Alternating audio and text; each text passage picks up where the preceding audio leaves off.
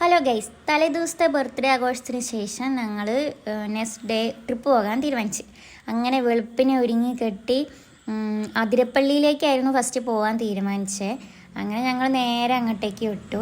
വഴിയിൽ ഒരുപാട് കാഴ്ചകളുണ്ടായിരുന്നു, നല്ല ക്ലൈമറ്റും ആയിരുന്നു കേട്ടോ. മഴയൊന്നും പെയ്തിട്ടുണ്ടായിരുന്നില്ല, അതുകൊണ്ട് തന്നെ കുഴപ്പമില്ലാത്ത രീതിയിൽ നമ്മൾ ട്രാവൽ ചെയ്ത് അങ്ങനെ തൃശ്ശൂർ ടൗണിൻ്റെ ഭംഗിയൊക്കെ ആസ്വദിച്ച് അങ്ങനെ പോകുമ്പോൾ ഞങ്ങൾ വണ്ടിയിൽ പെട്രോൾ അടിക്കാൻ വേണ്ടിയിട്ട് കയറി കേട്ടോ.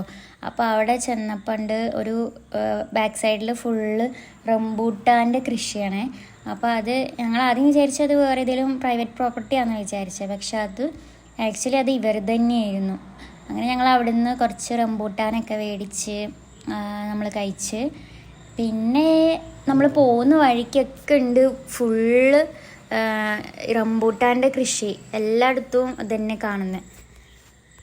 അങ്ങനെ ഞങ്ങൾ നേരെ ആതിരപ്പള്ളിയിലേക്ക് വിട്ട് അവിടെ ചെന്ന് കഴിഞ്ഞപ്പം അത്യാവശ്യം കുഴപ്പമില്ലാത്ത ക്ലൈമറ്റ് ആയതുകൊണ്ട് പ്രശ്നമില്ലായിരുന്നു. കാരണം തലേന്നെല്ലാം നല്ല മഴ ഉണ്ടായിരുന്നു.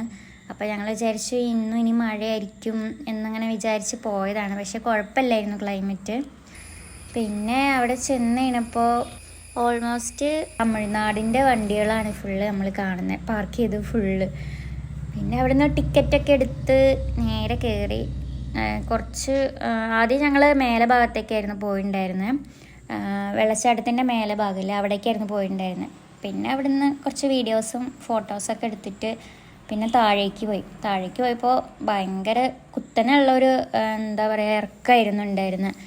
അതിലങ്ങനെ പോയി പിന്നെ താഴെ ചെന്ന് വെള്ളച്ചാട്ടമൊക്കെ കണ്ട് നല്ല രസമുണ്ടായിരുന്നു. കുറേ ആൾക്കാരുണ്ടായിരുന്നു അവിടെ.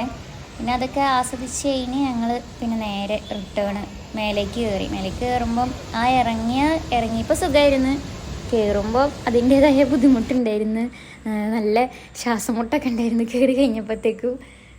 അത് കഴിഞ്ഞ് ഞങ്ങൾ നേരെ വാൽപ്പാറയ്ക്ക് വിട്ട് വാൽപ്പാറയിൽ പോയ വിശേഷങ്ങളൊക്കെ നമുക്ക് അടുത്ത വീഡിയോയിൽ കാണാം കേട്ടോ.